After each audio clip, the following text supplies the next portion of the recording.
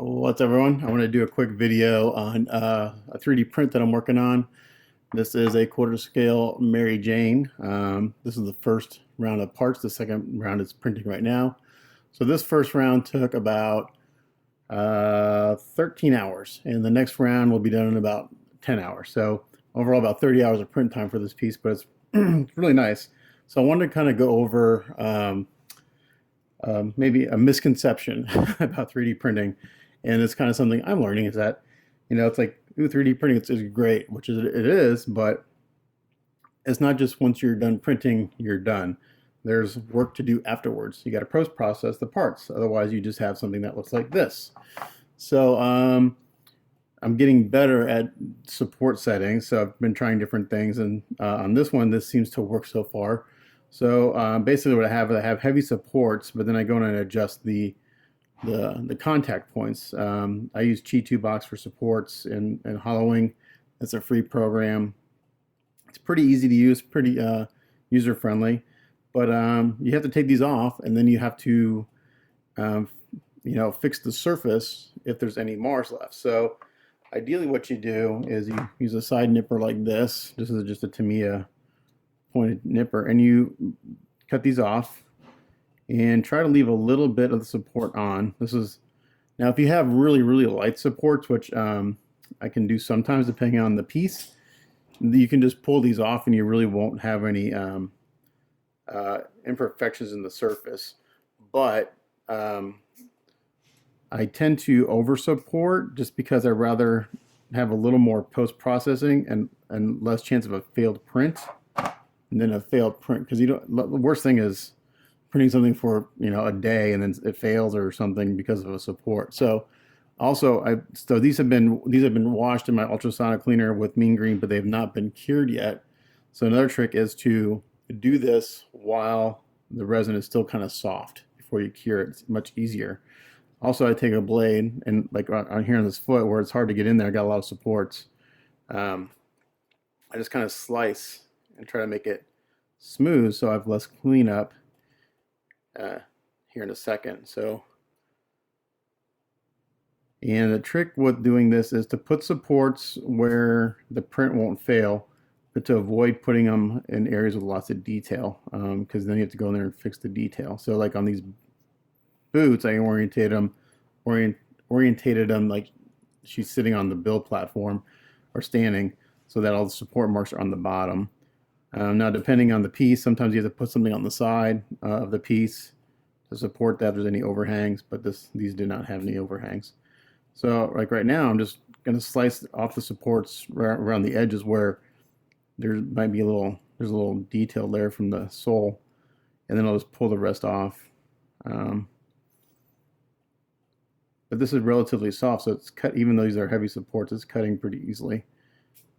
And like I said, I tend to over support. It's a fine balance. Do you over support and have less chance of a failed print, or do you under support with less and try to reduce your cleanup, but then you might have a failed print? So then just pull that off. Now you see all this lovely stuff? Well, we got to clean that up. So again, with the resin still soft, I can go in here and kind of cut most of it off. Now these feet I printed these solid. These aren't hollow. What I hollowed on this piece are the arms, the legs, the torso, and then some of the other pieces that are printed right now, like the base. And all the hollow pieces are printed with a 2mm wall, so it's a nice balance between thickness and saving up material. All right, so this is actually a relatively easy piece to clean up. I've got some pretty heavy-duty sandpaper here. This is 80 grit, and I'm going to use that to get the majority of this off. And like I said, these have not been cured, so the resin is still relatively soft. And then for like the foot where it's flat, I got some sandpaper here on a sanding block, just to try to keep it as flat as possible. This would be much harder after the print's cured, which I've learned that in the past I took all the supports off and then I cured it and then I tried to clean the supports. It's like, man, it's a lot of work. So basically, when you're printing these things, you're printing a kit. You're printing a garage kit. So if someone asks me to print something for them, this is this is what I'll do to it as far as prep work. I'll take the supports off and I'll clean them up as best I can. Doesn't mean you won't have a little work to do in the end, but you're basically buying a printed garage kit. So as part of the when people ask me how much does it cost, this is part of the cost is doing this. And I have yet to really sell a print yet. I got a lot of inquiries, and it's me just trying to figure out what to charge. This one I think might be sold. We'll find out. So I've asked around some people, like, what do they charge? Some people don't charge very much, and I'm like, man, that's really low. I want, like, some things that people, what they charge, like, I wouldn't do it for that, and just because of the work you got to do. So it's just not like, ooh, I print something and then you take it off the printer and you're done. No, you got to post process it. So like this foot's pretty much done. And like I said, there may be a little more work to do for the builder, but I'm not gonna.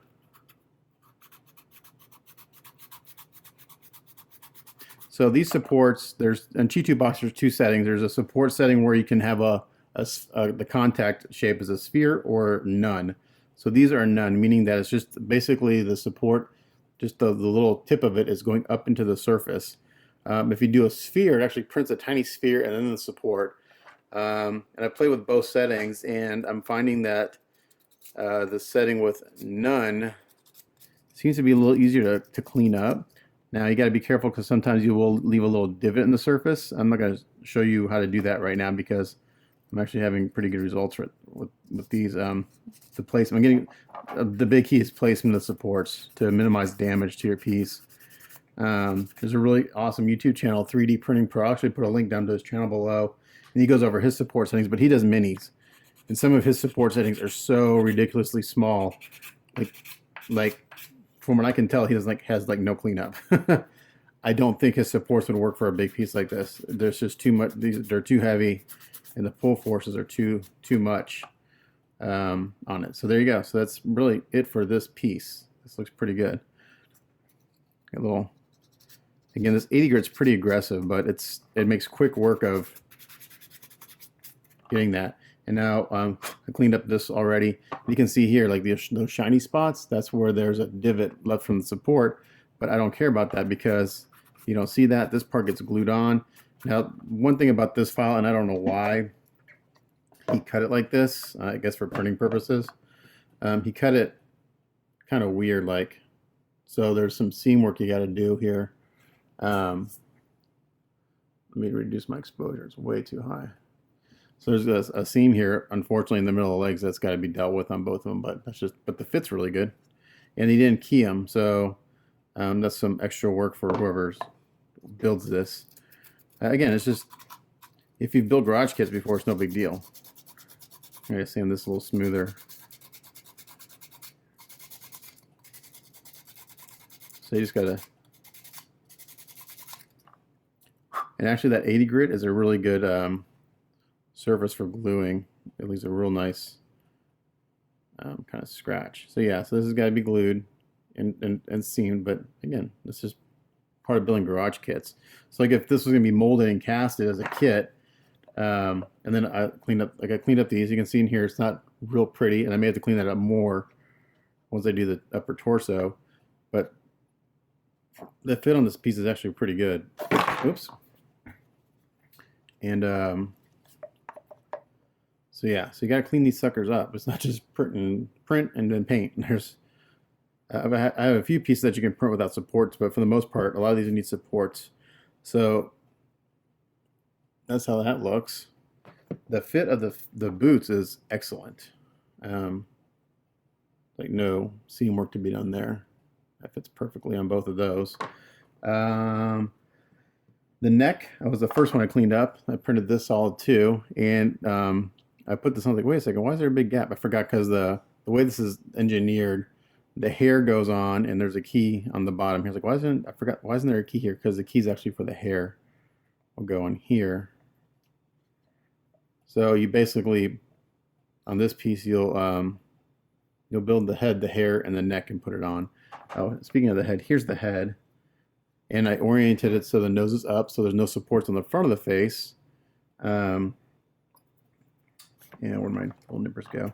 The only supports that may cause a little issue are here on the ears, but if I cut these off carefully enough, I should be able to sand them off pretty easily. And the rest, like I said, the resin's still kind of soft, so it should come off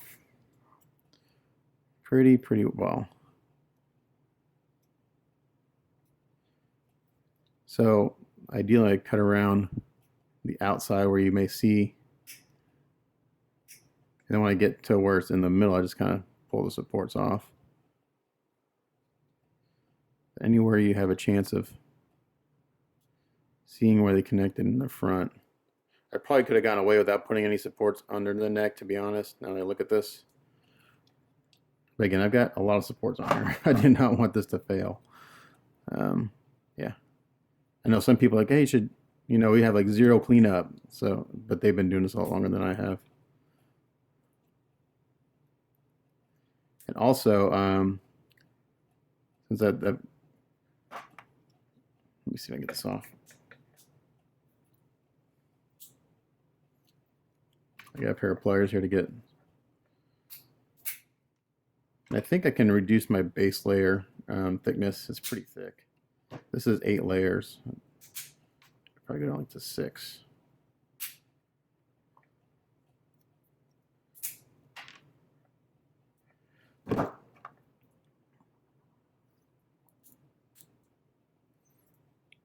So like in the center here, underneath I just let the depth, you can adjust the depth, how deep the support goes into the surface. So underneath here where you don't see it, I kind of left it at the default, or not the default, but what I have it, my default setting for a heavy support. And around the edges I go in and I adjust that a little bit. So, oops, and I just sliced myself. Surprised that didn't happen earlier. Never fear, I got band-aids. I just cut myself on camera. Seems to happen a lot.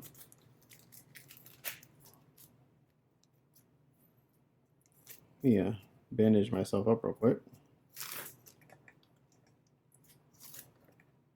It's not that bad, just kind of poked myself.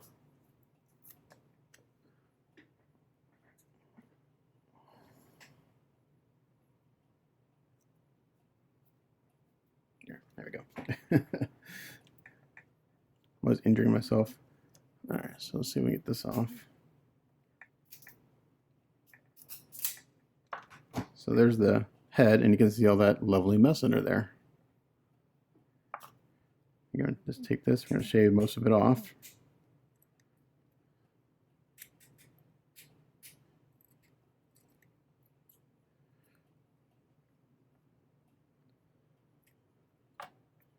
Okay, on the key, we're gonna sand that flat.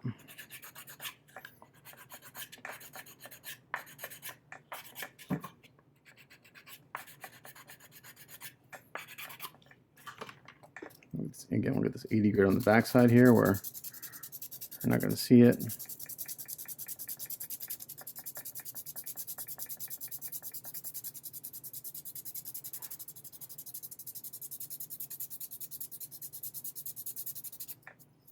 That makes pretty quick work of that.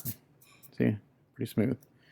I'll do a little bit of that under here on the chin with this, and then I'll smooth it out with a higher grit.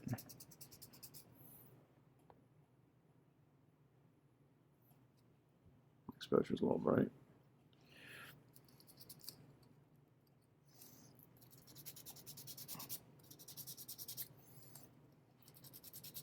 So I guess if you're going to offer like a printing service or a printed file, you can offer different levels of finishing. Like you can pay a little less, and I just send it to you with the supports on. But then you're going to get a cured piece with supports, and that's going to be a lot of work because the resin is going to be hard. So like right here on the ear where I had those supports, this is an ultra fine or super fine 3M sanding sponge, and it's perfect for getting that off. It's just the right grit. I actually have some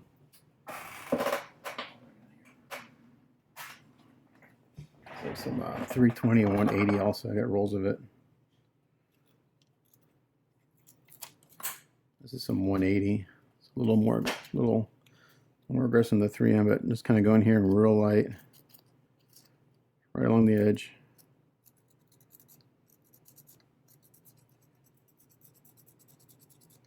The supports where then to go. Finish it up with this, just like that.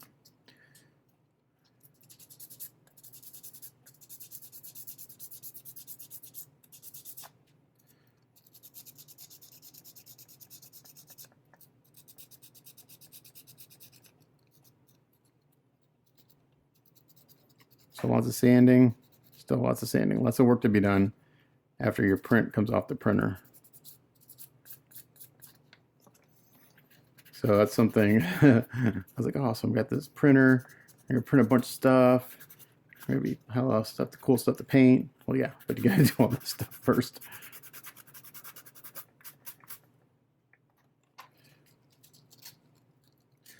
So the idea is to try to get the supports off without damaging the surface as much as possible.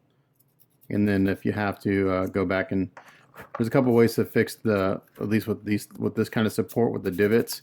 You can use putty, or you can actually get some of the resin that's used to print with and fill it and just cure it with a UV light. I don't have any resin up here in my work area. I'll show you that to you, but I just don't have any here right now.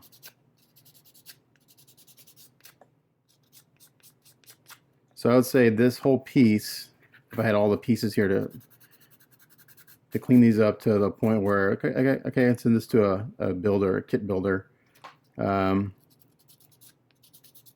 don't know, an hour or two.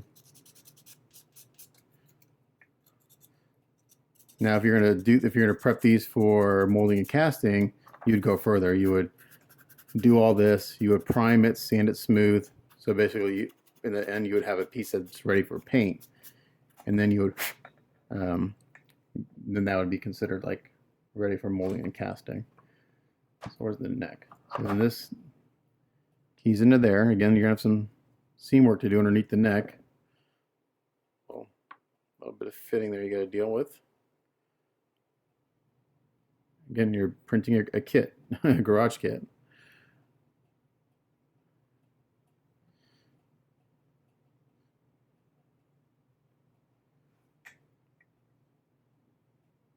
Just like that.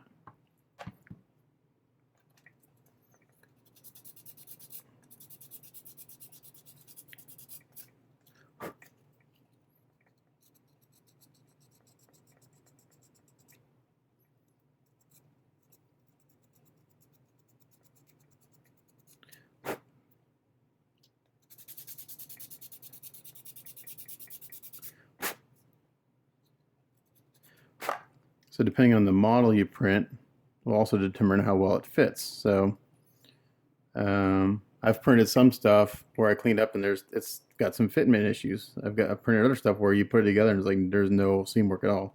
This is kind of a mix of the two. Like the neckline fits perfectly. There'll be a little bit of seam work to do up underneath the chin there. So that head's pretty much done. The neck's done. Let's look at this torso. Let's see what I do this without cutting myself. I tend to like to use the blade because I don't know, it seems to work better for me.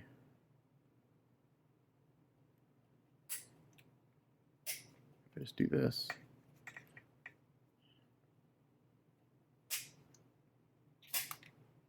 Cut the columns first.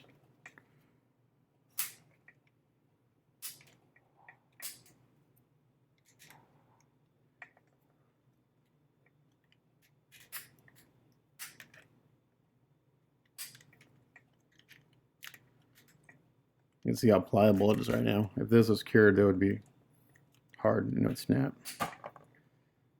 Okay. And just like with the model kit, you're going here and again, cut those off.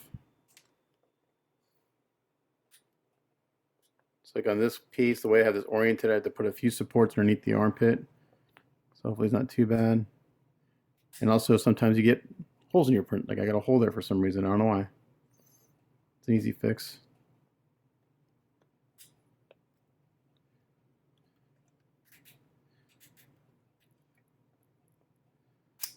So a lot of times you see people post photos of prints and I'm like, wow, it looks amazing, but they've already gone through and done all this stuff to it.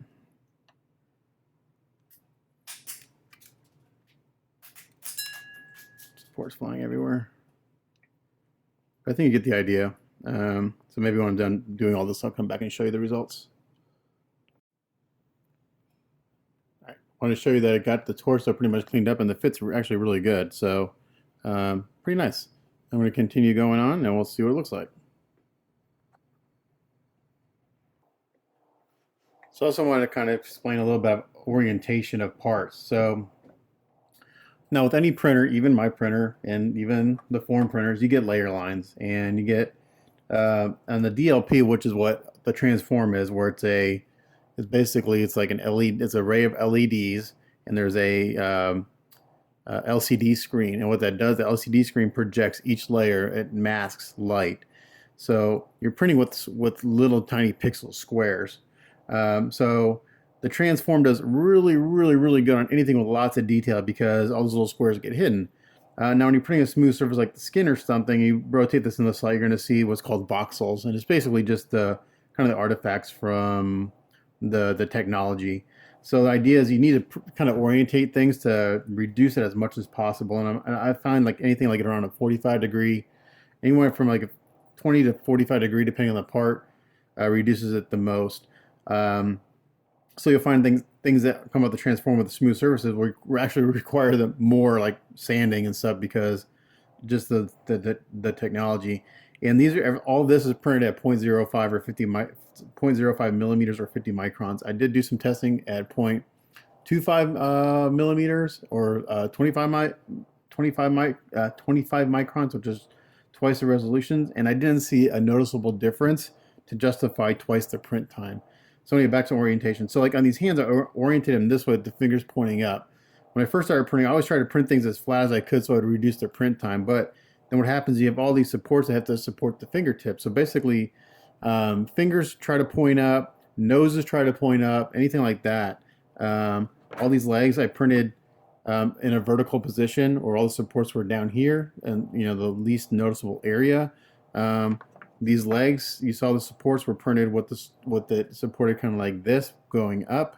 So again, reducing the amount of supports and just trying to create the least amount of damage to your piece and less post-processing that you can after the fact. So like these hands are actually cleaning up pretty easily. These have very light support, so I can kind of just break those off, and it leaves just a little bit of resin on there for me to sand off. So I'm just going here, and I'm actually going in with 180 instead of the really aggressive because this is a hand I don't want to. And there's this sculpt. There's no texture in the skin; it's just smooth. So the cleanup's pretty easy. You don't have to worry about messing up any skin texture. But if there was some skin texture, you would not see the print artifacts nearly as much as you do on a smooth skin surface, at least with this particular printer. Some printers are better than others as far as doing that. I've been real happy with the stuff I've been getting off this printer. I mean, like I said, it's like you're just printing a garage kit for the most part, so you got to do the work. If you're in a molding, print something from molding cast, you just have to take it a few steps further so you have the absolutely perfectly smooth surface. So right there, just in a few minutes, I was able to clean those supports off really easily. And sometimes you have to support a piece by placing supports on the piece, meaning like, so this thumb needed support. Well, the support went down to the arm. Now, if I would have tilted this ever so slightly like this, which I should probably do in the future, the support would have gone from the thumb to the bill plate. So I pretty much did it straight up. I should have tilted it just probably another 2 or 3 degrees this way, and it would have reduced.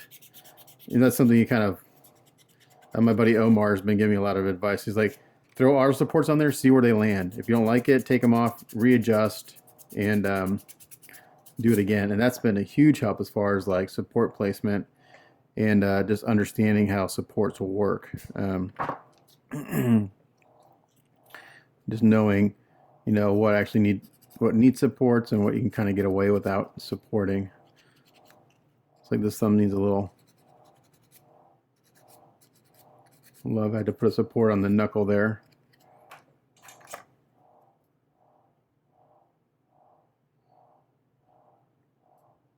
I'm gonna try to shave it off a little bit.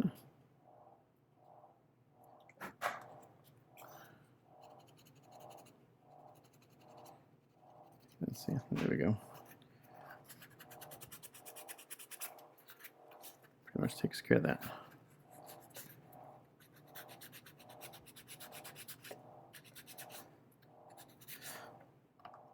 So yeah, that's looking good. I'll go ahead and finish this up on screen because I did the other arm and it fits really good on the torso. So far the fit's pretty good on this piece. The head's got a little work underneath the chin, a little work on the neck, but for the most part, the fit's pretty good. So what's printing right now is the base. Everything else on the kit is the base, the hair. She's got like a little plush Spider-Man. She's got a little camera, a little bag with a strap. So I looked at the print just a second ago, and what's really left to print, the camera's done printing, the bag's done printing, the little plush is done printing, so what's left is the hair and the base. And this, like I said, it's got, when I started this video, I had like another 10 hours to go, so it should be done around 10 o'clock tonight. So, yeah. So it's not a fast process by any means.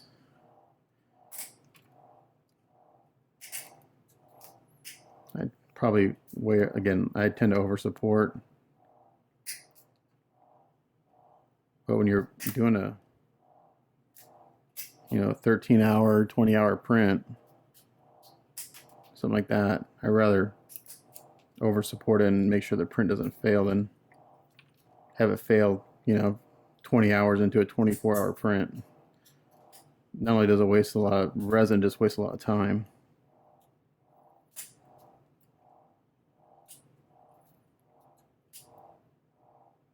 So the guy that did this file, I guess it's like a fundraiser thing. So he was actually offering, you could buy the file. Again, I think I don't know, like I can't remember what I paid for it. It wasn't that much. Or you could actually buy a kit from China. So where he had a factory make the kit and everything, you could buy the kit. So the kit price actually wasn't too bad. I think it was like $600 plus shipping or something like that, or maybe it was $600 shipped. So what you're paying for when you buy a kit that's expensive, you're paying for all this work that they have to do. They have to post process it. They got rooms of people that just do nothing but post process prints, and then you got to pay for the molding and casting. So that's why, it's really hard to find any quarter scale kits, full figure kits for any of the custom stuff for like under $800 now. It's just a simple museum pose can cost you $800. It's like I got one spot right there where the support kind of went in a little too far and it left a mar. I'm not going to try to sand it out because I'll just sand too much material away. So the builder will just treat that kind of like a pinhole. Put a little putty in it.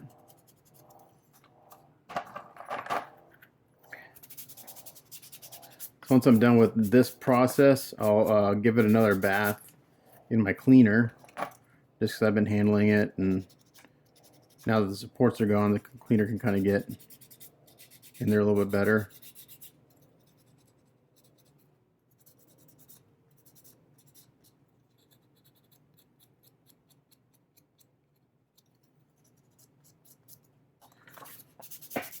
So that arm took, what, 5 minutes? Not too bad.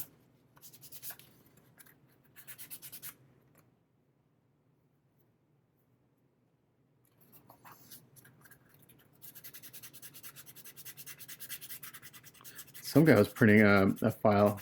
He posted a photo in the Frozen Transform group, and he had like almost no supports on a piece that I was trying to print. I was like, dude, how'd you do that? So he's mixing actually different types of resin, so that fits really good on the hands.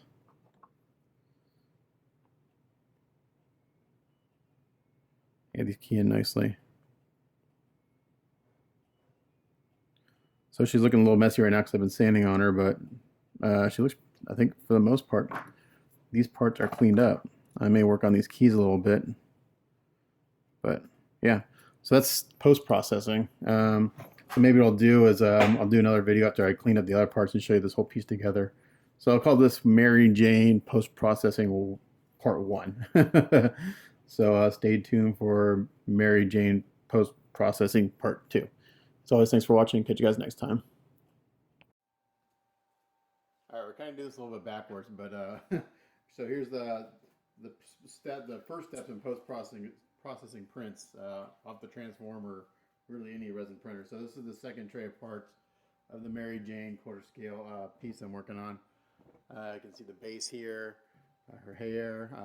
I barely got all these parts fit on this onto this. It took me about, just to prep the files for printing, took me about 4 hours. So you got that time involved there just to prep the files to get them in the G2 box, arrange them, hollow them, support setting. I've spent prepping files. I've spent as much as a day just getting them ready to print. So we're gonna undo this, and then typically you'll sit here. It's been sitting here for a little while. Also, let it drain the excess resin for a little while.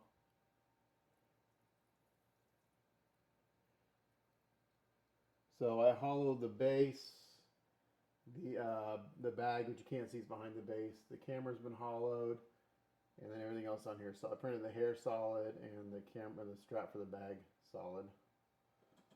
So some guys have made little hangers. I just dripped, not that big. I just dripped some resin on the printer, which happens. Some guys have made some hangers for this, which if I had an FDM printer, I would print one. Doing it in resin wouldn't be strong enough, and if it fell, you would break your printer because the thing's heavy. You would break the LCD screen, and probably it would be a mess. So I just got a tray here that I use to transfer the parts into for the next step. So let me get this over here, and then I'll move the camera.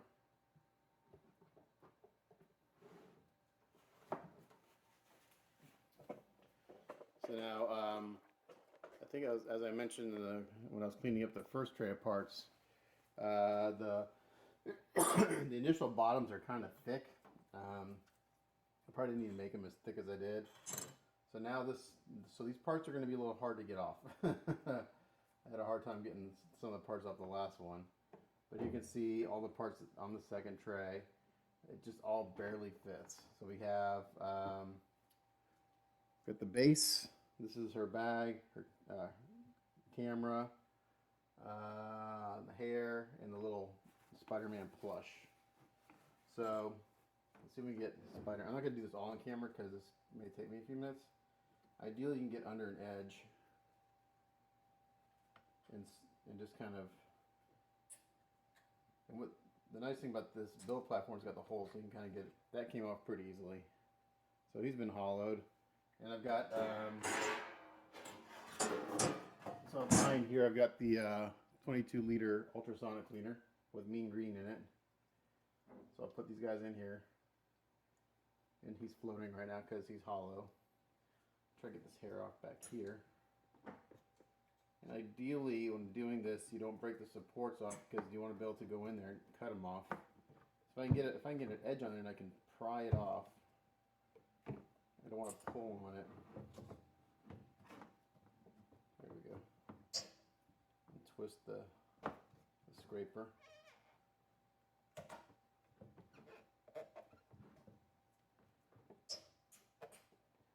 Now, the one thing about this is these are so close together that a lot of these, it's not a skate. There's a thing you can do called a skate. These are all really actually connected. So, maybe kind of tricky to get these off because they're so close together. All the little bottom rafts or whatever are actually connected, which is not an ideal situation because you want to be able to take off pieces individually. So we'll see what happens. I was able to print the base with minimal supports. I have a bunch on the lower edge, which should be a pretty easy cleanup. So one under there.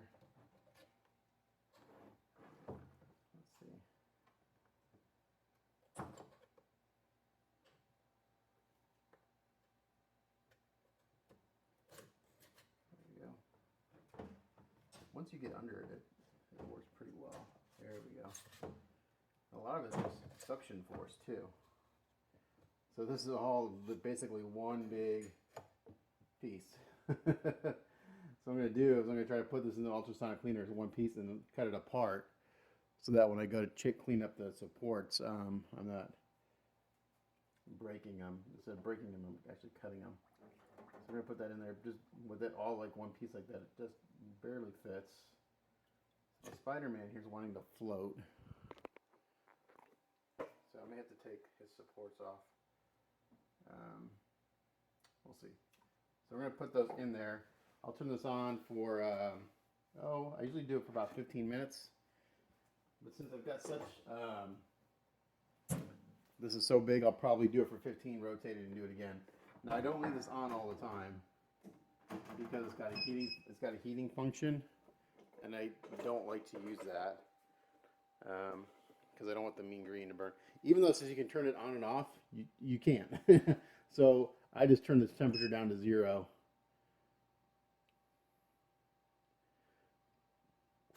Even though there's an on-off button, it's never off. And then for time, I'll put it in for 15.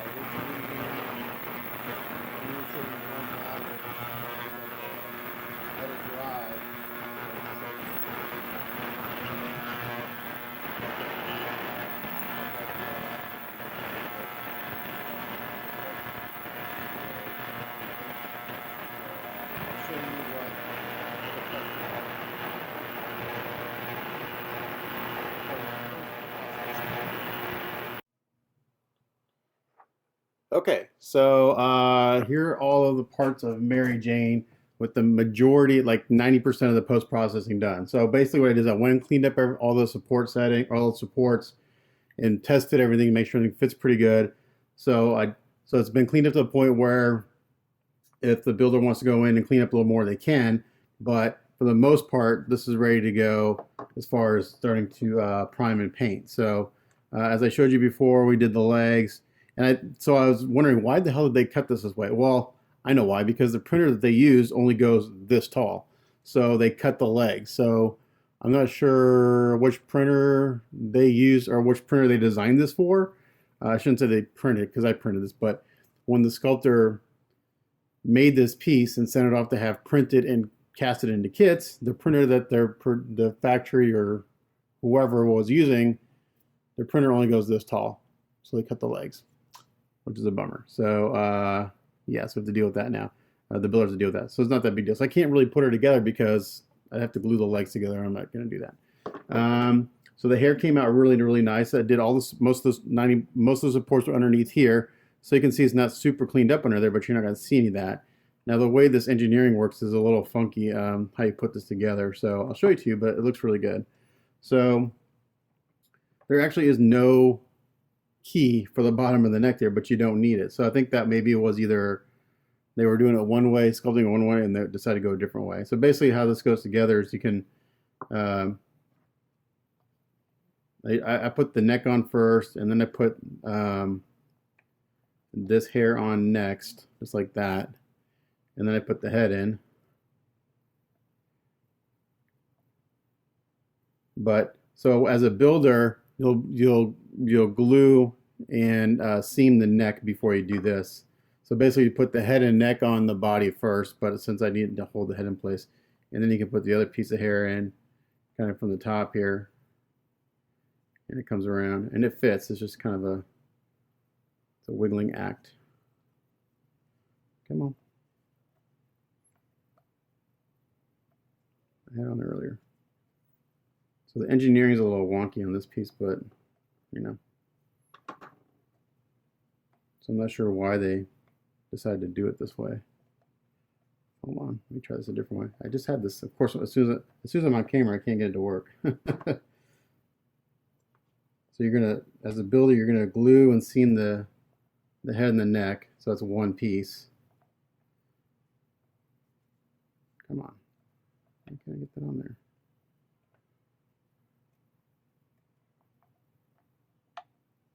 Okay, there we go, because I had it going wrong. Like that. And then I think I can put this piece on. Yeah.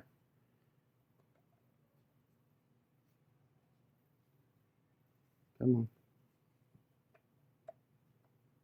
Okay, there we go. So once it's all together, it looks pretty good.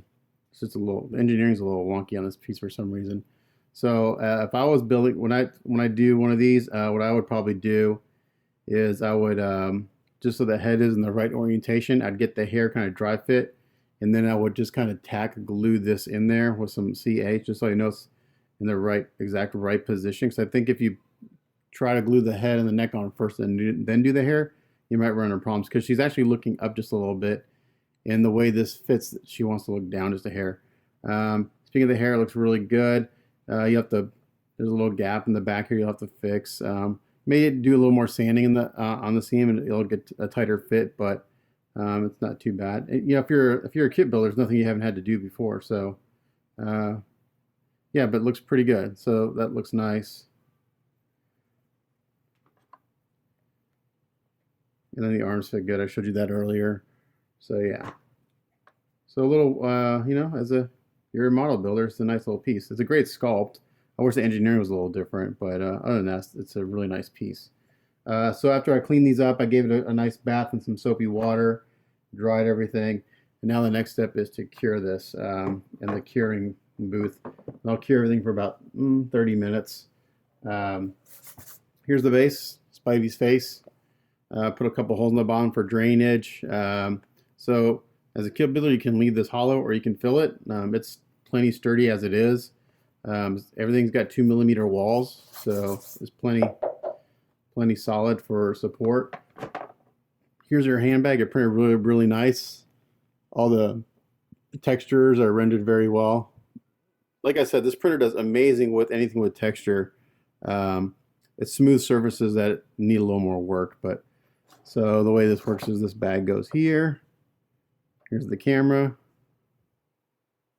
Camera goes here. And the strap will go right here. And then I had to, oh, here's the plush Spider-Man. He's really cute. He printed really well. He sits here. And then, like I said, I can't put her together. And I also had to, in order for this foot to sit down all the way in the base, I had to cut the key. The key was way too long, the male end. So I just took a hobby saw, cut it, and now it sits in there nicely. And that foot will go there. And then she's kind of up on the toe, so this foot will go in here, like up on the toe. And then obviously the legs will go in. But like I said, I can't put her together because of the way this is engineered. So yeah, it's a nice piece. It's a nice kit. So we'll go throw in the curing booth for about 30-40 minutes, and then she's done. So let's go throw in the curing booth. Okay, so here's my curing booth. I've showed this before in other videos. Sorry. So what I have in here is I've got a ultraviolet light right here. It emits ultraviolet at 405 nanometers, which is the wavelength. That's the wavelength at which this resin cures. I need to tighten these screws a little bit, it looks like. And I'll be right back. I forgot something. Sorry, I forgot my little plastic tray I used to put parts on for curing. So I got a little turntable in here. So I'll put, I don't know if I'll get all these parts in here at one time. But basically, and I got this whole thing lined with aluminum tape. So it's looking really wonky on camera because of the ultraviolet. Basically, I just put all the parts on here. I'll do like 15 minutes, and I'll come in and flip them over, and then do like another 15 minutes. So you get about 30 minutes cure time altogether, which I find so far has been about right. I may have to do this in 2 rounds because in order to use the turntable, I need to, sorry, the camera work is terrible. Let's see if I get them all on there. But the aluminum tape will help bounce the light all around. to get all the sides, but I still turn it over because it's not getting anything on the bottom side. Another way you can cure these things, you can put them out in the sunlight. And I know a lot of guys will put them in water, in a tub of water, and cure them that way. And the theory behind that is that the water kind of acts like the mirrors, and it reflects, the UV light gets in the water and bounces all around and gets everything. Yeah, I may have to do this. Don't think I'll get it all on here. So anyways, we're going to do this. We're going to cure this for about 15 minutes, flip it 15 minutes. And then this print is done, ready to start priming and painting. So that's my video on post-processing and what I do. If you guys have any other suggestions, let me know. I appreciate it. But as always, thanks for watching. This is Matt Mrozek. We'll catch you guys next time. Bye.